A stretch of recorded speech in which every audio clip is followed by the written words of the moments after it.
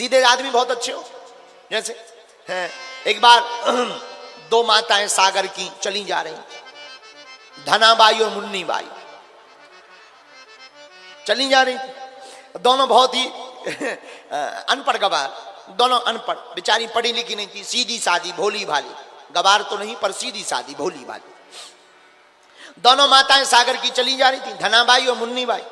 एक बोली अरे बहन तुझे पता है? बोले क्या? अपने सरपंच है ना, सरपंच, हाँ, कोमा में चले गए, कोमा में। दूसरी बोली बड़े आदमी हैं, कहीं भी जा सकते हैं। ले बताओ भाई, बताओ, बताओ बताओ भाई, ऐसी कितना भोलापन है, कितनी सरलता है।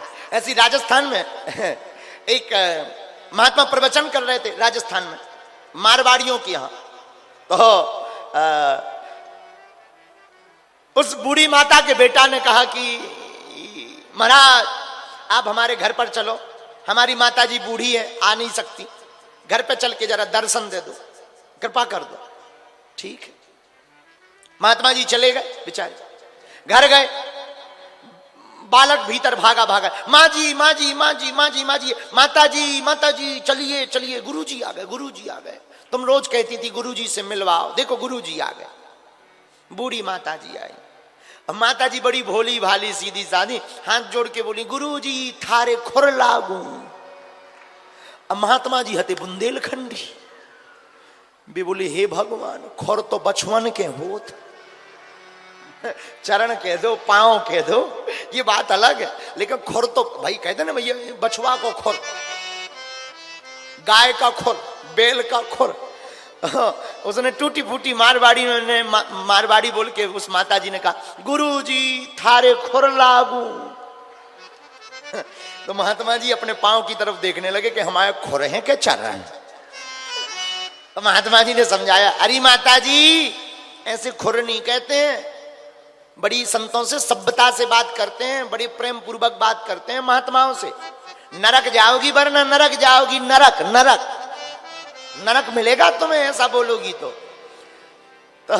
बूढ़ी माता जी हाथ जोड़ के बोली महाराज मेरे भाग्य में कहां नरक, नरक तो आप जैसे महात्माओं को प्राप्त है। बताओ। महात्मा बड़े खिलखिलाकर हंस गए, बहुत ही महात्मा उनके भोलेपन पर बड़े खिलखिलाकर हंस गए। बोले जय हो। तो कई बार ना ऐसे भोलेपन में ही भगवान रीत जाते। कल हमने जो तुम्हें कथा सुनाई, ठाकुर जी से मीरा बोली भगवान दूध पी लो, तुम दूध नहीं पियोगे तो ये जो तुम्हारे मोटे मोटे गाल हैं चिपक जाएंगे। भगवान रीत जाते हैं। ऐसी एक कथा और हमें याद आई, हम आपको बता दें फिर आगे कथा में बढ़ते हैं। सागर का चंगीलाल,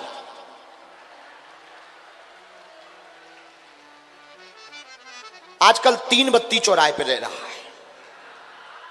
काल उसने जगह बदल दी है, 3 बत्ती चौराहा पकड़ लिया है। हमने पूछा, हमने कहा क्या हुआ? बोले कुछ नहीं, पान खा रहे हैं। हमने कहा बहुत अच्छा। 3 बत्ती चौराहे पर रहने वाला सागर में चंगीलाल। चंगीलाल इतना विचित्र आदमी, और सागर का आदमी विचित्र ना हो ऐसा तो हो ही नहीं सकता है। सागर का आदमी इतना विचित्र होता है। एक बार एक सागर के एक लड़का ने अपने पिता से कहा पिताजी 10 रुपया दीजिए। पिताजी बोले क्यों? गरीब को देना।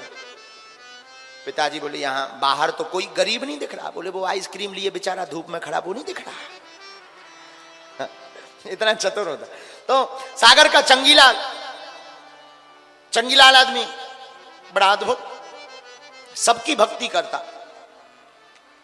अब उसे चाहिए था धन। किसी ने कहा लक्ष्मी माता की पूजा करो, उसने आरती ली, ओम जय लक्ष्मी माता, हमको कुछ नहीं आता, बस सुबह शाम रुपया ही भाता। कई दिनों तक आरती की, लक्ष्मी नहीं मिली। तो किसी ने कहा लक्ष्मी जी तो अपने पति के अधीन है, नारायण की पूजा करो। नारायण की पूजा की, कोई काम नहीं बना। तीसरे महात्मा ने कहा कि भाई नारायण की पूजा से कुछ होना नहीं है, हनुमान जी कलयुग के राजा हैं, तुम उनकी पूजा करो। अब तो जय हनुमान ज्ञान सागर, भूत पिशाच निकट नहीं आवे। देखा हनुमान जी ने भी कुछ नहीं दिया, 2-3 साल हो गए। हनुमान जी को लिया ऊपर धर दिया। किसी ने कहा हनुमान जी की पूजा से कुछ नहीं होना, कुबेर भगवान देवता है, उनकी पूजा करो, क्योंकि वो धन के देवता है। कुबेर की पूजा की। कुछ नहीं मिला। 4-5 साल बीत गए और अब तो इसका दिमाग खराब। किसी ने कहा कुबेर से कुछ नहीं मिलना, शंकर जी की पूजा करो, वो भोले हैं, भोलेनाथ है, कभी भी कुछ भी दे सकते। अब ये तो लगा ओम नमः शिवाय, ओम जय शिव ओमकारा, लगा आरती करने। एक दिन क्या देखता है, धूप जलाई, अगरबत्ती, अगरबत्ती का धुआं उठा, और धुआं उठा और ऊपर मूर्ति जो रखी थी उन मूर्तियों की तरफ जाने लगा। इसने दिमाग लगाया कि पूजा काम क्यों नहीं कर रही, इतनी पूजा कर ली आज तक सफल क्यों नहीं हो। सीधा आदमी, भोला आदमी, इसने दिमाग लगाया है, अब समझ में आ गया, ऊपर जी बैठे हैं, हम प्रसाद लगाई नीचे देवतना जी सब खा जा। हमने अगरबत्ती लगाई, धुआं जी सूंघ रहे, यही से तो जी काम नहीं कर रहे देवता। इसने रुई लाई, रुई पौनी रुई, रुई के गोला बनायो, लगो नकुअन में लगा दे। तो सब भगवान के तो लगा दो। जब हनुमान जी की बारी आई तो हनुमान जी के लाने इन्हें गोला बनाओ, जैसे ही नाक में धरो सोई हनुमान जी ने हाथ पकड़ लो। ए क्या कर रहे हो? अरे बोले क्या कर रहे तुम, पूरा खा जा तू पर बैठे बैठे। हनुमान जी बोले यार छोड़ो भाई, ऐसा ना करो। अब ये बड़ा चौंक गया, बोले इतनी पूजा करी तुम आज तक प्रकट नहीं भाई, रुई लगा भी मैं प्रकट हो गए। तो हनुमान जी भी बड़े कौतुकी, हनुमान जी बड़ी हंसते हुए बोले, बोले सुनो, आज तक तुम हमको सिर्फ मूर्तियां धन देने की वस्तु समझते थे, आज तुमने समझा है कि हम देवता हैं और यहाँ बैठे बैठे पा लेते हैं। ये भाव तुम्हारे अंदर प्रकट हो गया, इसलिए हम भी प्रकट हो गए हैं। इसलिए भगवान हनुमान जी बोले हम भी प्रकट हो गए हैं। इसका अर्थ क्या हुआ? न जाने कौन से गुण पर दयानिधि रीझ जाते हैं,